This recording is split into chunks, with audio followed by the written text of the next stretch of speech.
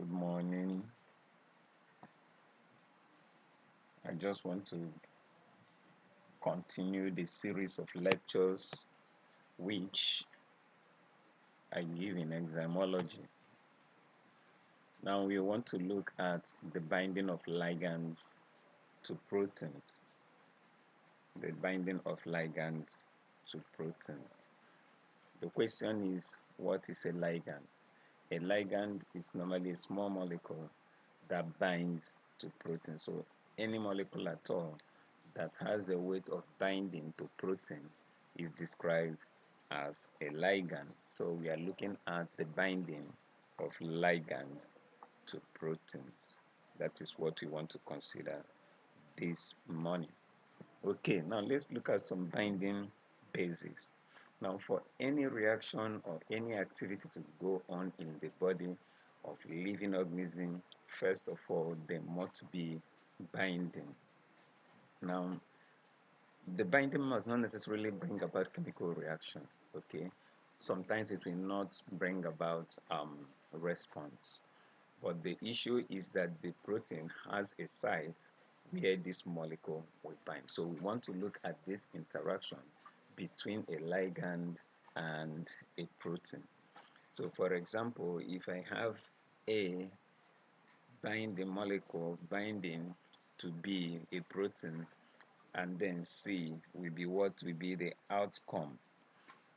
Now, if in this binding I've described with A plus B giving us C, if A is a drug and B is a receptor, definitely C will be a response. In other words, the drug binding to a receptor will elicit some response. Now, if A is a substrate and B is an enzyme, we will expect catalysis.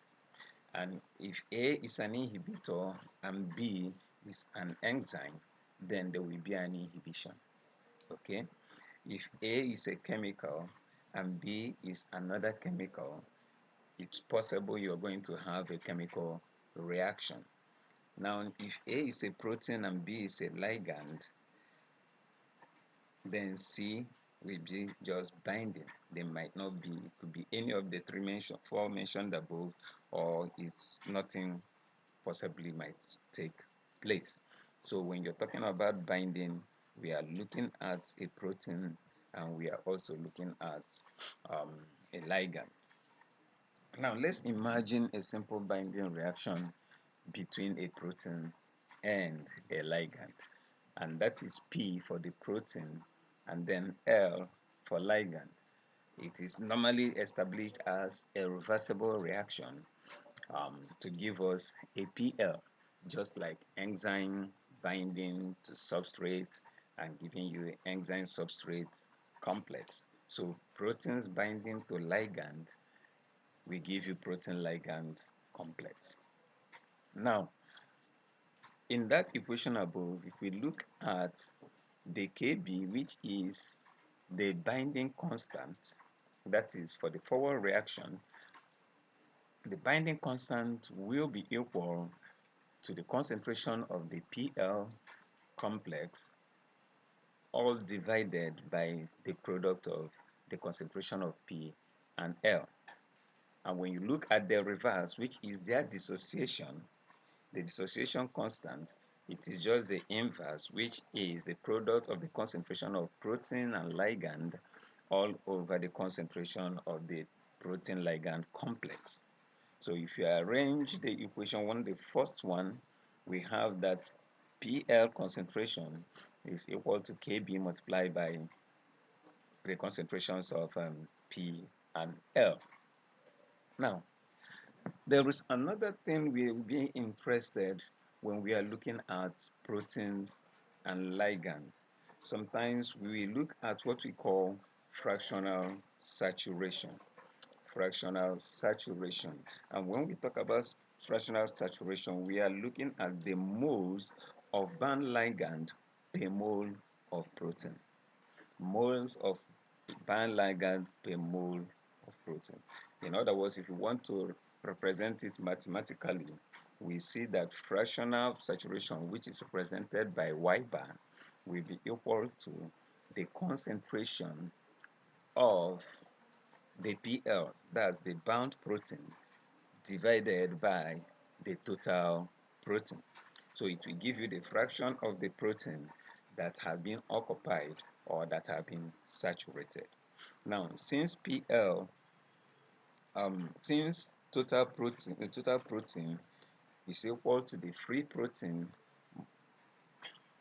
and the sum of the free protein plus the bound protein. So we replace the PO with free protein plus bound protein. So we are going to have bound protein over P, which is the free protein, plus the bound protein. Okay, that will give us the fractional saturation. Now remember that at this level we are working mainly on what we know. Once a reaction starts, it is difficult to know actually um, the bound proteins. Okay, so we most at times work with free proteins, and then sometimes we can use reactions to um, show our bound proteins. So but in this place, just know that P and L represent unbound protein and unbound ligand respectively, while PO and LO represent the total proteins and the total ligand in the system. So now we have already found out that PL is equal to KB plus P, KB multiplied by P multiplied by L. So we are going to replace it in that equation so that what we are working with will be our free protein. Okay, now so when you do that, you will still have that PL, you replace it with KB multiplied by P multiplied by L, all divided by P plus KB plus P plus L. So, and in that case, P can cancel out. If we cancel out or you factorize and you bring out P, you're going to be left with KB multiplied by L all over 1 plus KB multiplied by L. Now, in further going on in this reaction, we can decide to divide both numerator and denominator by KB. And if you do that, you're going to have that the fractional saturation will give us L all over 1 over KB plus L. And 1 over KB is equal to KD, okay, which is the dissociation constant. Now, in many experimental procedure, you measure the fractional saturation, you measure the ligand saturation at a range of ligand concentration, okay, which allows you to determine the KD. So if we have our Y, our fractional saturation, and we have our ligand concentration, free ligand concentration in the system, we can determine our delta G, the give free energy of whatever binding that is going on. And that is that Y is equals to L all over KD plus L. Now, when you're being asked a question, you can just be we can give you the data to make a plot of fractional saturation against ligand, and one of the questions you will see is that you should calculate the Gibbs free energy when they've given you the gas constant and the temperature at which such reactions is going on. So you should know that first of all you are going to, from your plot, get your KD, and if you get your KD, you're going to now use it to calculate the Gibbs free energy. But let's go on. Now, we said that the ligand, the L we are using is the concentration of the unbound ligand. And we said it is not the same with total ligand. You should take note of that. The unbound ligand is not the same as the total ligand. the bound like L is not the same as the bound one or the total ligand. Now, certain experiments involves measuring the concentration of bound ligand instead. And when that happens, you have to use calculation. You have to use calculation to determine the unbound ligand. And what you're just going to do is that the total ligand being equal to the free ligand plus the bound ligand. So the free ligand will be total ligand minus the bound ligand. Okay. Now, we say it may also be that um, the ligand, the free ligand is equal to the total ligand. We say that this is only true when the concentration of the ligand is greater than the concentration of the concentration of the protein or the site. Okay. Now, this scenario might not always be true because in most reactions it is the other way around. But when the ligand concentration is so high compared with the protein concentration, then we can always use the free ligand to be equal to total ligand. But for now, let's just assume that this does not stand. Now, let's talk about KD for a moment. Let's talk about KD for a moment. And what is it? Now, KD is a concentration and it has a unit as mole per liter. In other words, we are saying that when you're determining the concentration, that KD, the unit is a unit of concentration, just like Km is also the unit of concentration. Okay, and we say Kd gives the concentration of ligand that saturates 50% of the site when the total site concentration is much lower than the Kd. Shortly put, Kd gives you the concentration of ligand when 50% of the site on the protein is occupied. Now, almost all binding sites are saturated if the ligand concentration is 10 times the Kd.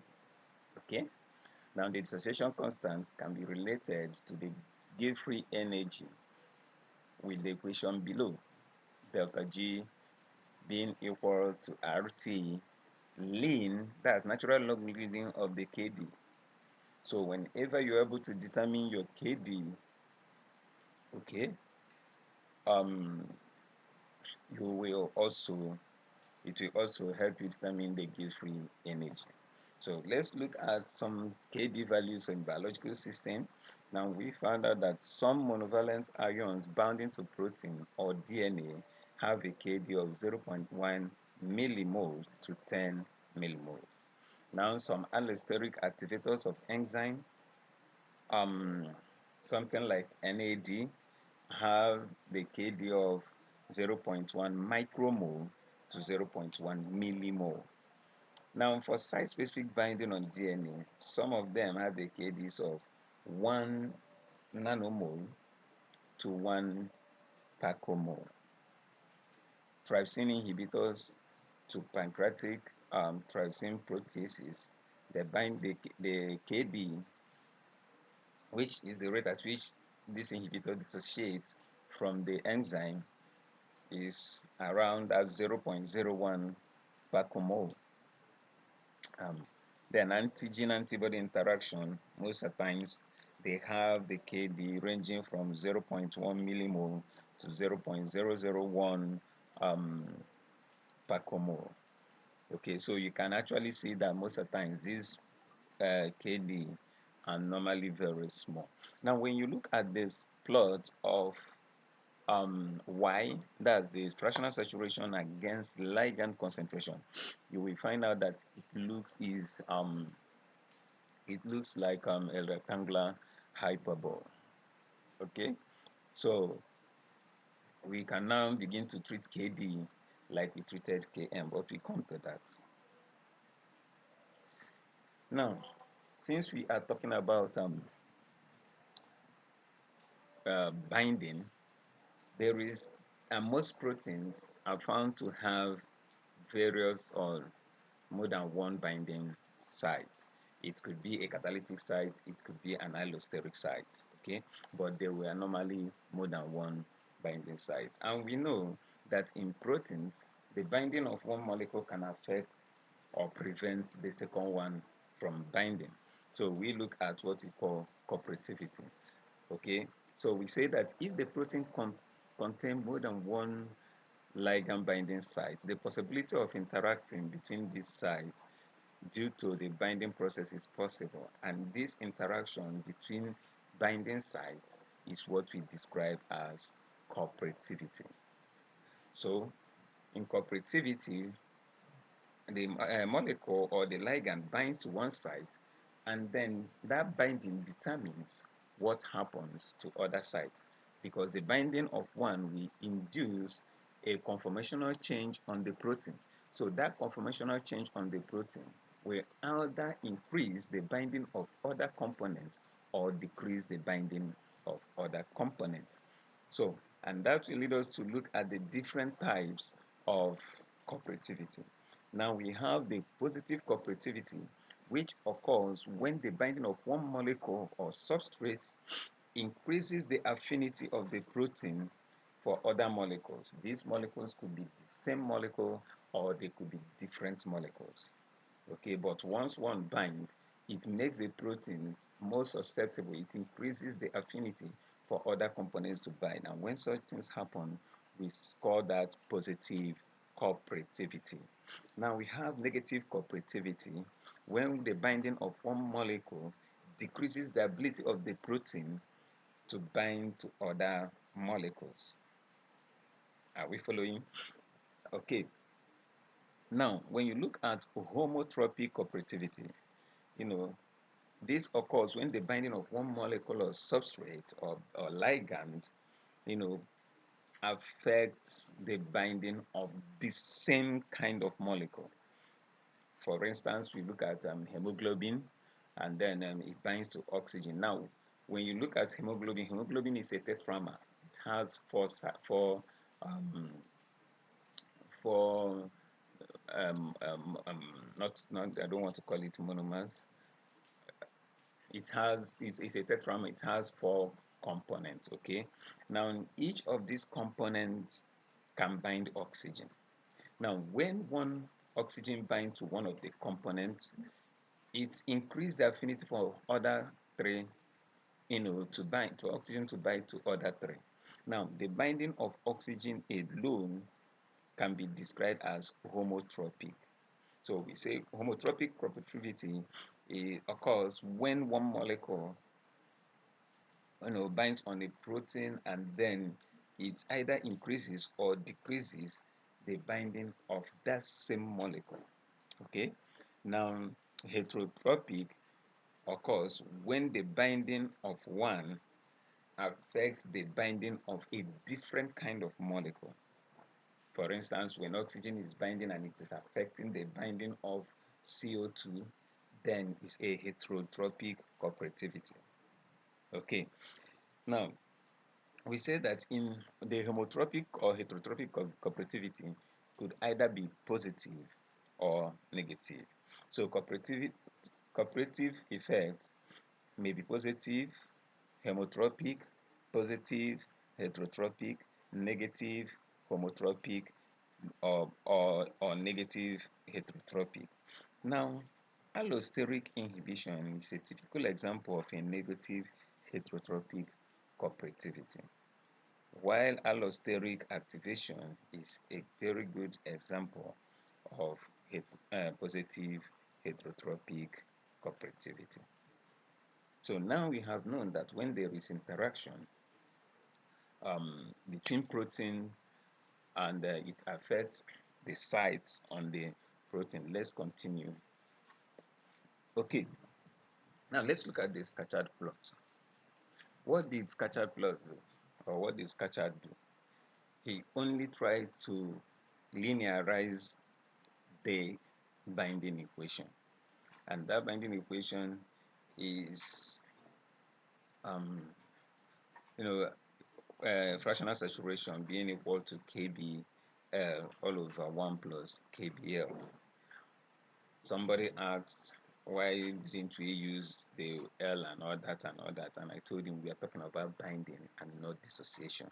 Okay, we just in the previous equation we just showed you that there could be a relationship where you will use the binding to determine the KD, which will help you determine the gives free energy of the binding process. So if we start the equation now, we will multiply both sides by 1 plus kbl, and that is exactly what you have. Okay, when you open the bracket, you will have that y plus y kbl is equal to kbl. Somebody says it makes no sense. It does mathematically, and because we are going to somewhere, every mathematical equation that is balanced or is correct makes a lot of sense. So let's collect divide through by kbl, sorry, by l. If you divide through by l, you have fractional saturation over l is equals to y, which is fractional calculation, multiplied by kb plus is equal to kb. Now when we rearrange it, we are going to take um, ykb to the other side of the equation, and the resultant equation will be that y over l is equal to kb minus ykb. Now I would have rearranged this equation because it's going to give us, we are going to make a plot of y over l against y. So I would have written this equation to be y over l equal to minus ky minus ykb plus kb. So when you look at the plot of the graph where you're plotting y over l against y, you will notice that this is a negative plot. Okay, it's a negative plot, and when you do that, you're going to have a straight line plot with negative slope. Now the slope of the plot will always give you your kb. Okay, while the intercept on the y-axis will give you nkb, where n is the number of sites of the protein. So what we worked with is what showed you here is a protein with just one site. Okay, because it's much easier working with such numbers. Maybe you will try out proteins with other sites. Okay, now the slope is minus kb, and the intercept on the y-axis is nkb. So where n is the number of sites.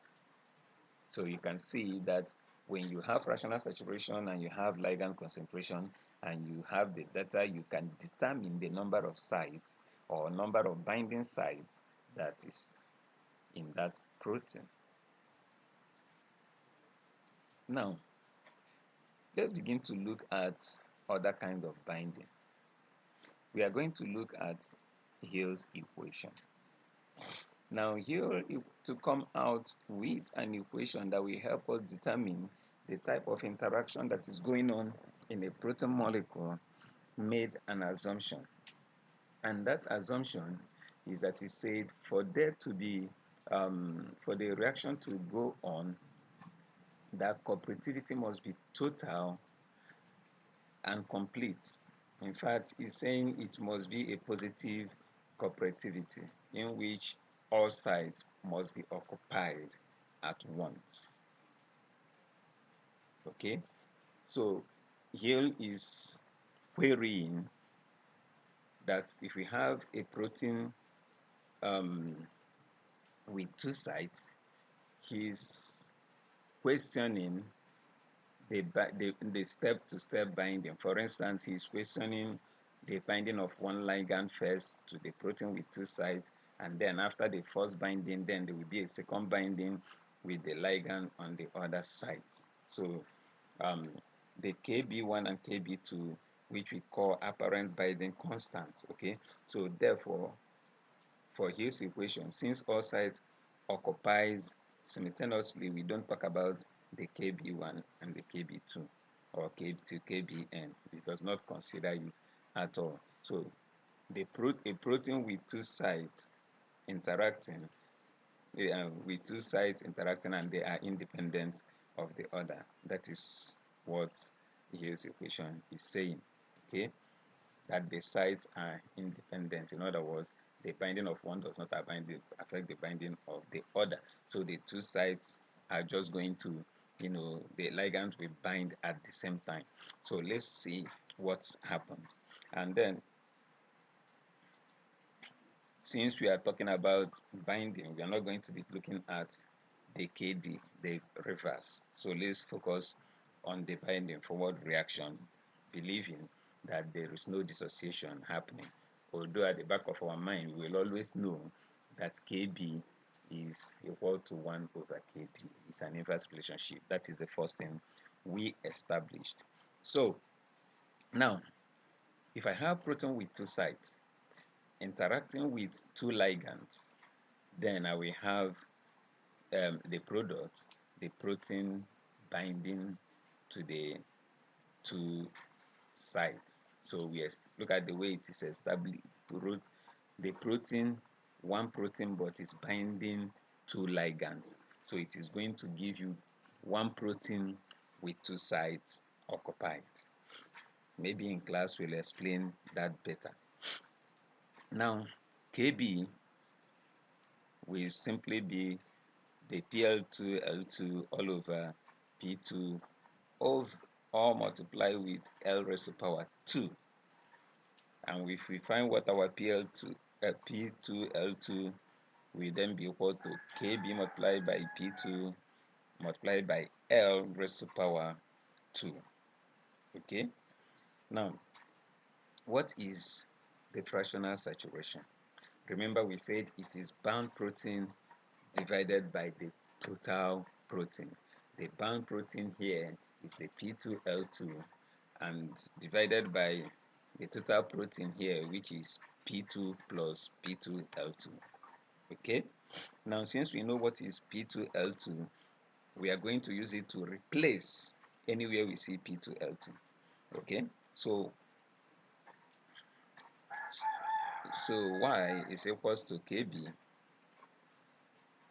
P2 multiplied by L raised to power 2 all over, P2 plus KB P2L2. Now, when you look at it, you find out that P2 can cancel out. And when that happens, we have the fractional saturation is equal to KB L2 divided by 1 plus KB L2.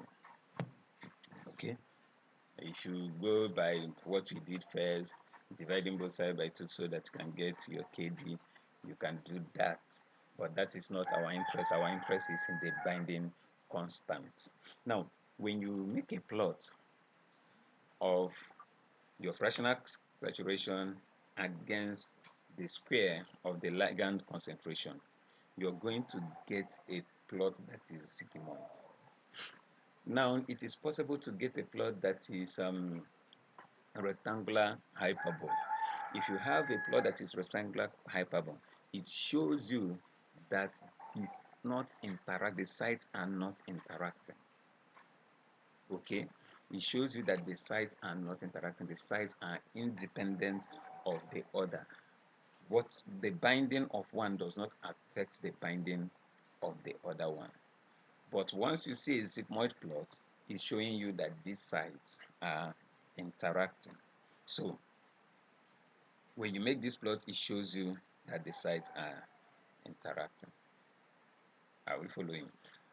Now, remember, we are interested, we are still blind to what this protein contains. So the first plot of fractional saturation against L2 has shown you that yes, an interaction is going on. So what I'm going to do now is to determine the number of sites on the protein, and we continue with our derivatives. So we just have to show this for us to understand that there will be need to make a plot first, because it is the plot that will show you that there is an interaction. And if there is an interaction, the next question is, what are the number of sites? So if you remember that KB is equal to PL to P2L2 all over P2 multiplying L squared,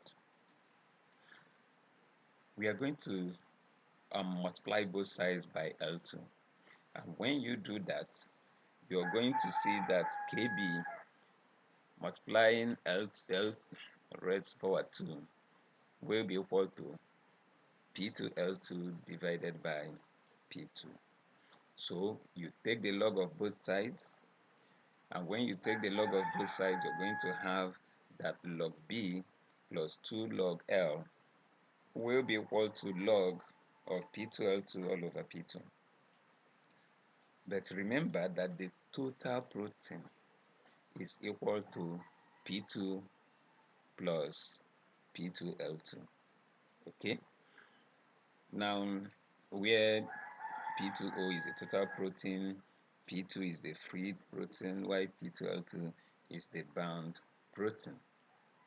So that makes the P2 to be equal to P2O, which is the total protein, minus the land protein. So whenever we see P2, we are going to put uh,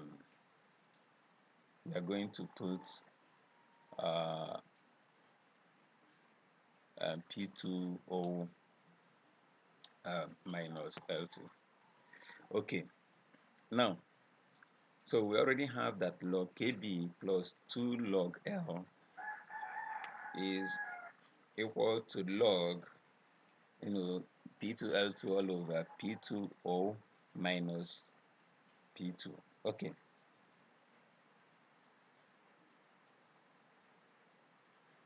now, I think there is an issue here, but let's continue.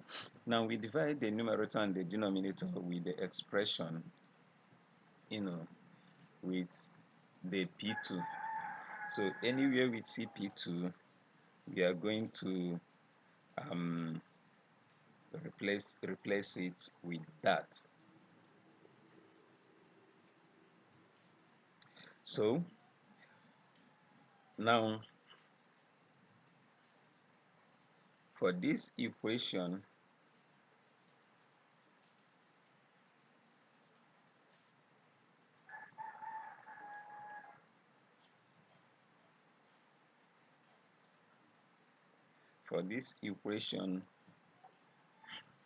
I want you to write it out somewhere.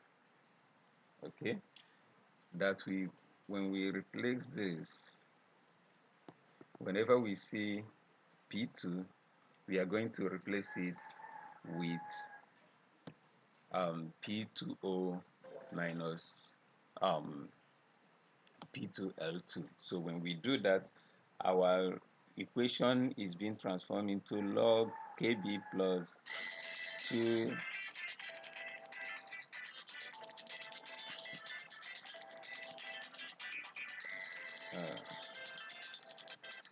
okay, sorry for the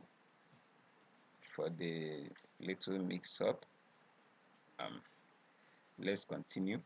So when you replace P2 with that, you're going to have the first equation there to be log KB plus 2 log L, which is equals to log PL all over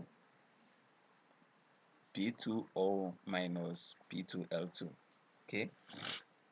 Now, in the second equation there, what we are going to do is that we divide this right part of both the numerator and the denominator of the right part of the equation by P2O. So when you do that, you're going to see the outcome.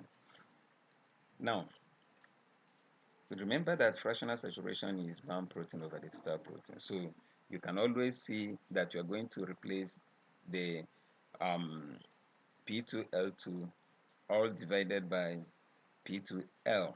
We are going to replace it with I, and when you do that, you will have that log KB plus 2KB plus 2 log L will give you log Y over 1 minus Y.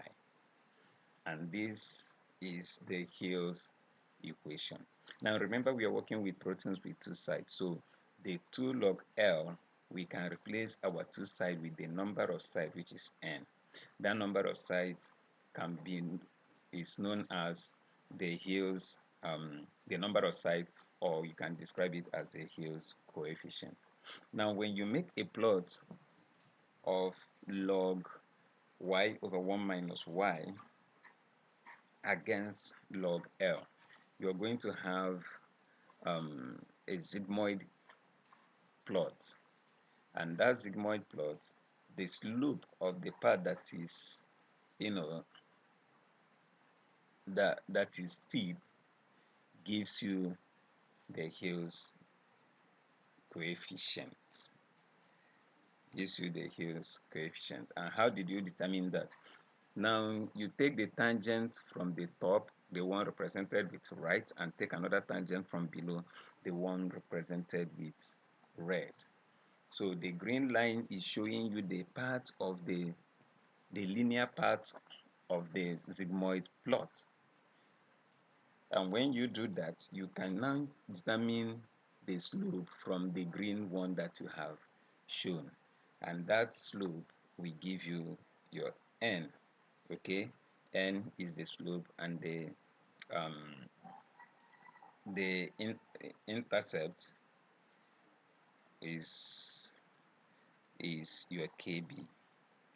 So we're going to stop here, and although let me just round up by saying, how does this interpret cooperativity? And we say that when you find the Hill coefficient H and it is equal to 1, it indicates an independent binding, so there is no cooperativity. If it is greater than 1, it shows you positive cooperativity. If it is less than 1, it shows you negative cooperativity. So we stop here.